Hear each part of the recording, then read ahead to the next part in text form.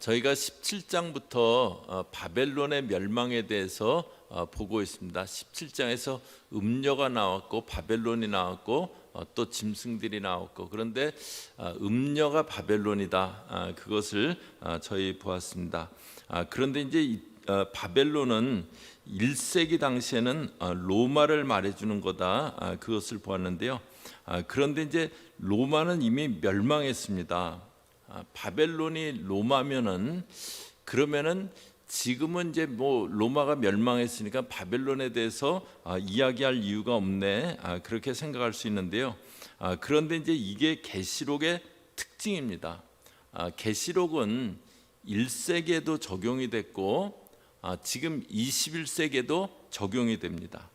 1세기 당시 상황에도 적용이 됐고 지금도 적용이 돼요. 그때 바벨론은 멸망했지만 지금 또 바벨론이 있는 겁니다. 그래서 이제 계시록 본론 부분에 이제 세 가지 재앙이 이렇게 반복해서 나왔죠. 인재앙, 또 나팔재앙, 대접재앙, 이 세 가지 재앙이 이제 반복해서 나왔는데요. 그런데 보면은 그 재앙의 내용들이 비슷합니다. 나팔재앙 때 첫째 천사가 이제 우박과 불을 땅에 쏟았는데요. 대접재앙 때도 첫째 천사가 진노의 대접을 땅에 쏟아요. 나팔재앙 때 둘째 천사가 나팔을 불자 큰 산이 바다에 던져집니다. 대접재앙 때도 둘째 천사가 대접을 바다에 쏟자 바다가 피같이 됩니다. 이런 식으로 이제 인재앙, 나팔재앙, 대접재앙이 심판의 형식과 방식이 상당히 이렇게 비슷합니다. 그래서 이제 이걸 두 가지로 해석을 하는데요. 세 가지 그 재앙, 인재앙, 나팔재앙, 대접재앙이 서로 다른 재앙이 아니고 같은 재앙인데 그냥 반복을 하면서 이런 재앙이 있다는 것을 강조해 준 것이라고 보는 해석이 있어요. 그냥 같은 세 번 따로따로 있는 게 아니고 같은 건데 세 번 걸쳐 나오면서 강조를 해준 거다, 그렇게 보는 해석이 있고요. 또 한 가지는 시간의 흐름을 따라서 인재앙이 있었고 그 다음에 나팔재앙이 있었고 또 대접재앙이 있고, 이런 식으로 시간이 진행됨에 따라서 이런 재앙들이 있다, 그 보는 견해가 있는데요. 저는 이제 두 번째 이 해석을 이제 지지합니다. 1세기 바벨론은 무너졌지만 지금 이 시대 바벨론이 또 있는 겁니다. 저희가 짐승의 표 666은 그 짐승의 표가 있으니 666이다. 그때 그 666이 그 당시의 사람들은 네로구나, 그걸 딱 알았을 거다, 이제 그 봤었죠. 그러면은 네로는 죽었으니까 이제 더 이상 666은 없는 게 아니고 이 시대 또 이제 666이 있는 겁니다. 그런 이게 이제 그 계시록을 이해하는데요. 굉장히 그 중요한데요. 계시록은 1세기 때 그 일이 있고 또 심판이 있고 그런 재앙이 있고, 그런데 이제 그것이 반복해서 인재앙도 있고 그 다음에 나팔재앙도 있고 대접재앙도 있고, 그런데 저는 지금 저희가 어느 시대에 살고 있다고 생각하냐면 대접재앙에서 7째 대접이 부어지는 시대, 그 세 가지 재앙이 이제 그 순차적으로 시기를 따라서 오는데 저희들은 마지막 세 번째 재앙, 대접재앙에서 7번째 그 대접이 쏟아지는 그때 살고 있다고 그렇게 생각합니다. 저희가 이제 지난주에는 그 짐승과 음녀가 결국은 같은 존재다라는 거, 그것을 보았습니다. 짐승과 음녀가 이렇게 모양이 근데 다르게 나타나는 거지. 짐승은 힘의 논리를 얘기할 때, 제국의 힘의 논리를 얘기할 때 짐승으로 표현됐고, 어떤 인기의 논리, 그것을 얘기할 때 음녀로 표현됐고, 그렇게 된다는 걸 보았습니다. 그런 가운데 저희들 바벨론에서 신부로 살아가자, 바벨론에서 음녀가 아니고 신부로 살아가기를 보았습니다. 오늘은 이제 그 바벨론의 18장에서는 그 바벨론의 특징에 대해서 먼저 보여주는데요. 1절 보세요. 1절 보시면은요, 이 일 후에 다른 천사가 하늘에서 내려오는 것을 보니 큰 권세를 가졌는데 그의 영광으로 땅이 환하여지더라. 다른 천사가 그랬습니다. 그 7번째 대접장을 쏟을 때 그 7천사 중에 한 천사가 17장 1절에서 요한에게 이제 쭉 얘기를 했었는데, 여기서는 또 다른 천사가 하늘에서 내려왔다고 합니다. 그러면서 2절에 힘찬 음성으로 외쳐 이르되 무너졌도다 무너졌도다 큰 성 바벨론이여 무너졌다고 합니다. 그런데 바벨론을 뭐라고 부르냐면요, 그 다음에 큰 성 바벨론이라고 하면서 귀신의 처소와 각종 더러운 영이 모이는 곳과 각종 더럽고 가증한 새들이 모이는 곳이 되었도다. 그 바벨론은 귀신의 처소라고 그렇게 얘기합니다. 그래서 각종 더러운 영들이 모인다고 하고요, 각종 더럽고 가증한 새들이 모이는 곳이라고 그럽니다. 성경에서 이제 새를 얘기할 때, 성경에서 뭐 어떤 그 지명이라든가 이제 그런 것은 나타내는 어떤 그런 뜻이 있기도 하죠. 뭐 섬이라든가 뭐 이제 바다라든가 그런 것들이 이제 나타내는 뜻이 있죠. 근데 성경에서 새는 그냥 뭐 날아다니는 새를 얘기할 수도 있고, 예수님의 비유 같은 데서는. 그런데 새는 또 한 가지 그 더러운 영을 이렇게 얘기하기도 합니다. 그래서 각종 더럽고 가증한 새, 이제 그렇게 얘기합니다. 여기서 이제 큰 성 바벨론이 귀신의 처소라고 하는 것은, 바벨론에서 일어나는 일들은 영적인 뿌리가 있다, 그것에 대해서 얘기합니다. 저희가 그냥 문화라고 생각하는 것들, 또 그냥 별 생각 없이 하고 있는 일들 중에서 사실은 영적으로 어떤 뿌리를 두고 저희는 그냥 별 생각 없이 접하는데 그것이 영적으로 이렇게 영향을 주고 있는 그런 경우들도 많이 있습니다. 제가 전에도 한번 이렇게 말씀드렸는데, 제가 그게 2003년인지 뭐 2004년인지 기억은 안 나는데요. 제가 교단에 속해 있을 때 총회를 라스베가스에서 한번 했어요. 이렇게 그때 총회는 이제 그 교단 총무가 계셔갖고, 그분이 이제 주관해서 뭐 장소도 이렇게 섭외하고 이제 그러는데, 그분이 이제 뭐 컨벤션이나 회의 같은 걸 라스베가스에서 많이 하는데, 어차피 뭐 어느 곳을 가든지 이렇게 숙박 시설이 있어야 되고 그런데, 거기는 그냥 숙박하면 거기 회의실도 있고 그러니까 거기서 이번에 이제 미주 총회를 하자 그래갖고 거기서 이제 그 총회를 한번 이렇게 했던 적이 있는데요. 그래서 이제 저도 뭐 그 교단 총회니까 그때 참석을 했는데, 둘째 날인가 이제 새벽에 이제 그게 무슨 호텔이었는지 모르겠어요. 하여튼 이렇게 삼각으로 이렇게 된 거 맞은편에 있던 호텔이었는데, 하여튼 뭐 거기서 이제 새벽에 일어나갖고 이렇게 그 방에서 이렇게 기도를 하는데, 그 호텔들이 있는 이렇게 하늘에 시커먼 구름이 이렇게 꽉 둘러 있는 거예요. 아주 짙은 시커먼 구름이 꽉 내리누르듯이 이렇게 팍 있는 거예요. 그래갖고 와, 여기는 완전히 악한 세력이 뒤덮고 있는 곳이구나, 이제 그 생각을 했는데요. 그런데 아니나 다를까 그 총회 때요, 그 3박 4일 총회라다가 이렇게 막 그 다툼이 일어나왔고요, 막 교단이 분열이 일어나갖고 막 아주 그때 굉장히 몇 년 동안 그게 회복되는데 진통을 알았습니다. 그러니까 그 라스베가스는 영적으로 쉬운 곳은 아닙니다. 혹시 잘못 가시면은 부부싸움을 심하게 하시거나 뭐 그럴 수 있어요. 그래갖고 가셔야 되면은요, 기도를 많이 하고 가셔야 돼요. 성령이 충만하게 하셔갖고, 안 그러면 막 갔다가 막 부부싸움 막 하고 막 진통을 앓을 수도 있습니다.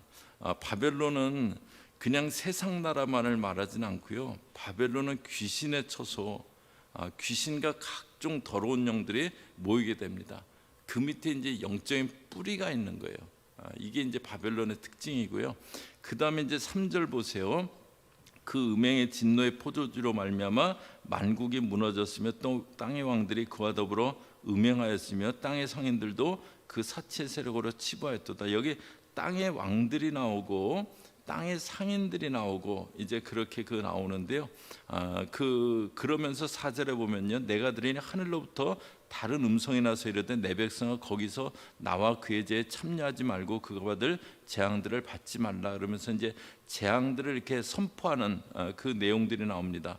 그러면서 이제 이 왕들과 땅의 상인들이 그 무너진 바벨론을 보고 애통해하는 그 모습들이 나오는데요. 9절로 가보세요. 9절에 보시면은 그와 함께 음행하고 사치하던 땅의 왕들이 그가 불타는 연기를 보고 위하여 울고 가슴을 치며, 먼저는 이제 땅의 왕들이 바벨론이 무너지고 불타는 연기를 보면서 울고 가슴을 쳤다라고 그럽니다. 11절에 또 땅의 상인들이 그를 위하여 울고 애통하는 것은 다시 그들의 상품을 사는 자가 없음이라. 상인들은 또 울고 애통하는데 상품을 사는 자가 없기 때문이라고 합니다. 그런데 이제 그 상품의 종류가 12절부터 나오는데요. 그 상품은 금과 은과 보석과 진주와 세마포, 자주옷감, 비단, 붉은 옷감, 향목과 각종 상아 그릇이요. 그래갖고 뭐 이제 귀금속들, 또 그 자주옷감, 붉은 옷감은 지난주에 어떤 고대의 사치를 나타내는 그런 색깔이었다. 이제 그거 봤고요. 그다음에 상아 그릇, 뭐 상아로 이때 로마 때는 뭐 테이블도 만들고 이제 그랬다고 하죠.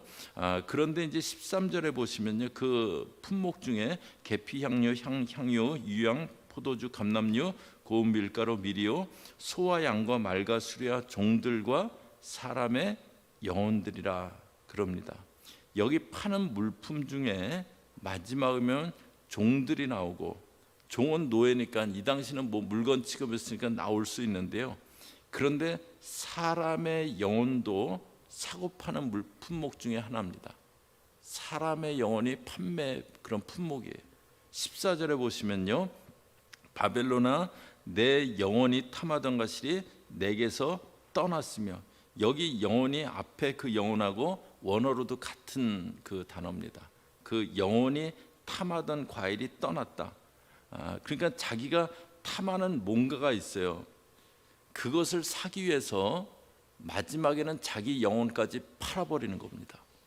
내가 그걸 얻을 수 있다면, 영혼은 자기 전 존재인데요, 그냥 자기 전 존재를 저걸 얻겠다고 팔아버리는 겁니다.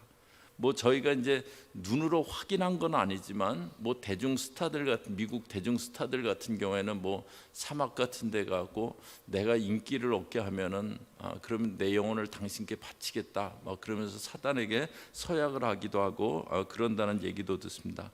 자기가 원하는 걸 얻기 위해서 자기 존재를 팔아버리는 거예요. 여기 이제 애통하는 왕들은, 여기 영혼이 탐하던 과일이라 그랬는데요, 이 애통하는 왕들은 권력을 탐했을 겁니다. 그 뭐 대통령이라는 자리가 참 쉬운 자리는 아니잖아요. 뭐 그냥 많이 이렇게 사람들에게 공격도 받기도 하고, 그런데 대통령들요 애를 많이 씁니다. 뭐 개중에는 정말 나라를 이렇게 잘 세워보려고 그런 사람들도 있을 거예요. 그런데 또 권력의 맛을 봤기 때문에 그런 경우도 많을 겁니다. 권력은 뭐 다른 사람들 생명도 막 좌지우지할 수 있는 게 권력이잖아요. 자기가 결정하는 것에 따라서 그 나라 안에 많은 것들이, 뭐 강대국인 경우에 세계까지 영향을 미칩니다. 그러니까 권력을 잡으려고 막 탐하는 거예요. 아까 상인들은 사체 세력이라 그랬는데요, 부도 힘이 있습니다. 그래서 세력이고요, 상인들은 그 부를 얻기 위해서 막 탐하는 겁니다. 바벨론은 영적인 것에 뿌리를 두고 있고, 자기가 탐하는 것을 얻기 위해서 영혼까지도 팔아버릴 수 있는 겁니다. 저희가 실제로 이런 경우가 신앙생활하면서도 있죠. 내가 정말 뭐 위에서 막 신앙도 이렇게 그냥 뭐 팽개치고 막 영혼을 팔아버린 것 같이 막 그렇게 나가는 그런 경우들도 볼 수가 있습니다. 그 다음에 이제 바벨론의 세 번째 특징이 있는데요, 8절에 보시면은요, 그러므로 하루 동안에 그 재앙이 이르리니, 바벨론이 멸망할 때 하루 동안에 이르리라, 그렇게 얘기했는데요, 어제까지 건재했어요. 어제까지 그 자리에 있었습니다. 그런데 다음 날 그냥 무너지는 거예요. 그런데 10절에 보시면요, 그의 고통을 무서워하며, 이제 왕들이 무서워하며 애통하는데 멀리 서서 이르되 화이또다 화이또다 큰 성 견고한 성 바벨론이여, 한 시간에 내 심판이 이르렀다 하리로다. 한 시간에, 여기는 하루도 아니에요, 한 시간에 심판이 이르렀다고 합니다. 바벨론의 특징은 그렇게 막 영혼까지 팔아대고 그러다 어느 날 순식간에 멸망이 임하는 겁니다. 그래서 4절 말씀이요, 저희 4절은 같이 한번 읽습니다. 시작. 또 내가 들으니 하늘로부터 다른 음성이 나서 이르되 내 백성아 거기서 나와 그의 죄에 참여하지 말고 그가 받을 재앙들을 받지 말라. 그 바벨론에 있으면서 귀신에 처소고, 그리고 막 사람들이 영혼까지 팔아대는 곳이고, 그러다 어느 순간에 확 무너질 그런 곳인데 내 백성들은 거기서 나오라고, 그 죄에 참여하지 말고 받을 재앙 받지 말고 거기서 나오라고 그럽니다. 그런데 나온다면 가야 될 곳이 있어야 되잖아요. 나왔으면 가야 될 곳이 있어야 되잖아요. 바벨론에서 나오면 어디로 가야 됩니까? 저희 지난주에 봤던 그 성군데요, 17장 3절이요. 바로 옆 페이지에 가보세요. 17장 3절에 또 성령으로 나를 데리고 광야로 가니라. 내가 보니 여자가 붉은빛 짐승을 탔는데, 여기 보면 이제 붉은빛 짐승을 탄 음녀가 있는데 성령이 광야로 데려가서 보니까는 거기 음녀가 있는 거예요. 그런데 음녀가 이 광야에 왜 가 있습니까? 저희 몇 장 앞으로 가서 12장 한번 가보세요. 12장 3절이요. 12장 3절이요. 이렇게 금요일 날 오실 때는 뭐 성경들을 많이 거의 갖고 오신 것 같아요. 근데 가능하면 가능하면이 아니고 가급적 다 성경을 좀 갖고 오셔서 이렇게 오늘은 이거 띄워놓는데 그냥 한번 같이 성경을 보면서 이렇게 같이 하면 좋을 것 같습니다. 12장 3절에 보시면요, 하늘에 또 다른 이적이 보이니 보라, 한 큰 붉은 용이 있어 머리가 7이요 뿔이 10이라. 그래서 12장에서 14장까지는 우린 예수를 믿는 건데 왜 이렇게 고난과 핍박이 있어야 되나, 그 궁금증을 갖고 있는 성도들에게 답을 해주는데, 그런데 12장에서는 용이라는 존재가 있고 영적 전쟁이 있다. 그래서 고난이 있다는 걸 알려준다는 것 보았습니다. 그래서 이제 4절에 보면요, 그 꼬리가 하늘에 별 3분의 1을 끌어다가 땅에 던지더라. 용이 해산하려는 여자 앞에서 그가 해산하면 그 아이를 삼키고자 하더니, 그래서 용이 이제 해산하려는 여인 앞에서 해산하면 아이를 삼키려고 합니다. 그런데 5절에 여자가 아들을 낳으니 이는 장차 철장으로 만국을 다스릴 남자라. 그 아이를 하나님 앞과 그 보좌 앞으로 올려가더라. 그리고 나서는 8절에 그 여자가, 여기 여자는 교회죠, 교회가 성도들이 광야로 도망하며 거기서 1260일 동안 그를 양육하기 위하여 하나님께서 예비하신 곳이 있더라 그럽니다. 그 성도들이 광야에 가 있는 거예요. 그래서 음녀가 성도들을 핍박하기 위해서 광야에 따라가 있는 겁니다. 성도들이 광야에 있기 때문에요.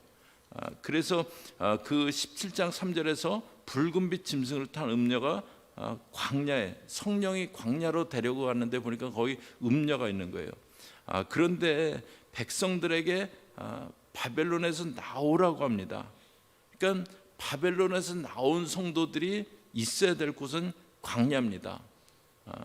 성도가 있을 곳은 바벨론이 아니고 광야입니다. 아멘이 전혀 없으시네. 누가복음 1장 80절 한번 보세요. 누가복음 1장 80절 저희 같이 읽습니다. 제가 잘못 드린 것 같습니다. 누가복음 1장 80절인데 제가 그냥 읽겠습니다. 아이가 자라며 심령이 강하여지며 이스라엘에 나타나는 날까지 빈들에 있으니라. 이건 이제 세례 요한이 사가랴의 집에서 태어나고 그 다음에 성장하는 모습인데요. 자라가면서 이스라엘에 나타나는 날까지 빈들에 있었다랍니다. 그 주의 길을 예비하는데, 그런데 빈들에 있으면서 이 요한의 영성이 세워진 겁니다. 요한이 주의 길을 예비할 그런 사자로 준비가 되고 훈련이 된 겁니다. 저희가 출애굽하고 예수를 믿게 되면 광야를 통과하게 돼요. 하나님의 훈련이 있게 됩니다. 저희는 이제 그 훈련과 광야가 빨리 끝나기를 기대합니다. 물론 이제 훈련으로서의, 연단으로서의 그 광야는 이렇게 훈련을 마치면 끝이 납니다. 그런데 믿는 사람은 그 후에도, 광야의 연단은 끝났지만 그러나 그 후에도 광야의 그 심령을 갖고 광야의 영성으로 살아가야 됩니다. 저희 믿는 사람들이 있어야 될 곳은 바벨론이 아니고 광야고, 광야의 영성을 갖고 살아가야 됩니다. 광야는 어떤 곳이냐면 주를 바라보지 않으면 살 수 없는 곳입니다. 광야의 훈련이 끝나면 뭐 그 다음엔 주를 바라보지 않고 살 수 있는 게 아니에요. 그런데 광야가 끝나면은 어느 틈에 광야의 심령을 놓치는 경우도 많습니다. 광야에서 그 연단받고 훈련받고 그 후에도 그 광야의 영성을 갖고 살아가야 되는데 그 후에는 그냥 훈련 끝났다 그러고 잘못하다가 어느 틈에 광야의 심령을 놓치고 살아가요. 아주 좀 전의 일인데 그때 제가 40대 초반 뭐 그럴 때쯤인데 어느 목사님하고 다른 목사님하고 이렇게 셋이 식사를 하게 되는데 그 한 분이 그런 얘기를 하세요. 식사를 하면서 목사는 제일 좋은 거 제일 최고로 먹어야 된다고 그러시는 거예요. 그분의 철학인 것 같았어요. 목사는 막 옷도 잘 입고 반짝반짝하게 해가지고 다니고 인류로 꾸미고 인류로 먹고 그래야 되는 사람이다. 뭐 그런 의미로 말하시더라고요. 뭐 실제로 이제 미국 목사님들도 그런 분들 있죠. 뭐 그 수트가 그 저희가 생각하는 것보다 훨씬 비싼 뭐 그런 옷들 입고 막 그런 분들 있죠. 저는 이제 그때 같이 식사를 하다가 그 얘기를 하시는데 그때는 제가 뭐 반박을 한 건 아니고 또 이렇게 마음에 딱 설명은 안 되는데 뭔가 마음이 그 얘기를 듣는데 되게 불편했어요.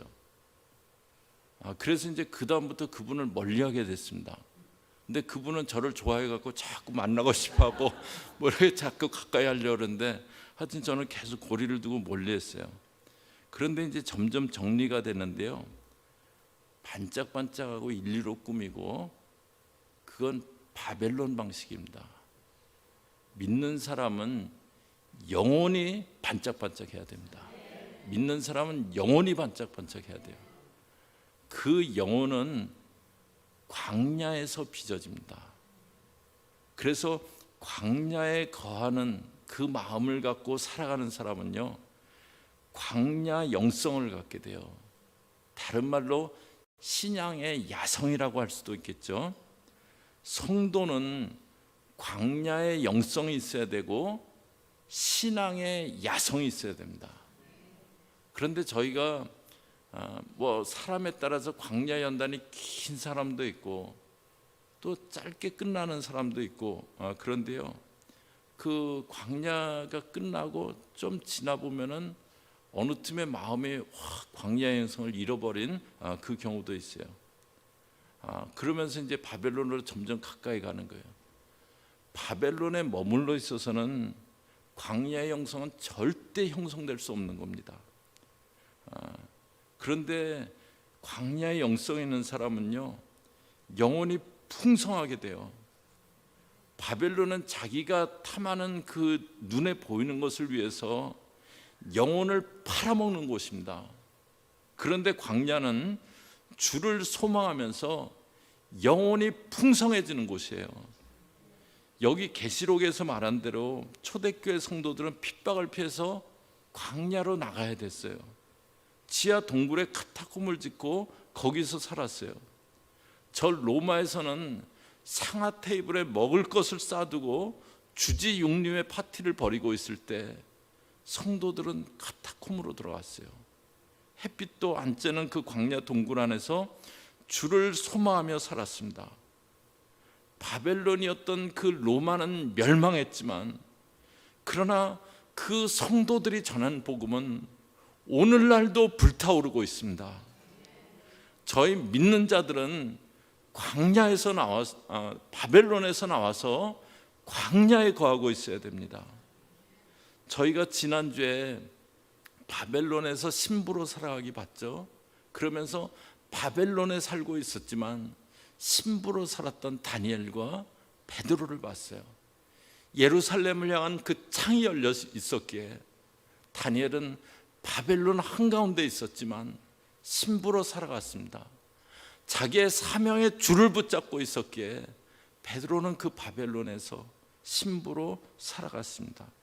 오늘 바벨론의 특징을 보았는데요, 바벨론은 귀신의 처소입니다. 저희 믿는 사람들이 있을 곳이 아닙니다. 자기가 탐하는 것을 위해서 영혼도 팔아먹는 곳입니다. 그러다가 순식간에 멸망당할 곳입니다. 저희에게 그 바벨론에서 나와서 광야에 거하라고 하십니다. 저희들 육신은 바벨론에서 살아가지만 저희들 영성은 광야의 영성으로 살아가야 됩니다. 무너진 바벨론에 주겠다고 하는 것들, 그걸 탐하는 것이 아니라 주를 소망하면서 살아가야 됩니다. 저희 교우들 그렇게 저와 여러분 광야의 영성으로 살아가는 그런 주의 백성들 되시기를 주의 이름으로 축복합니다. 같이 기도하겠습니다.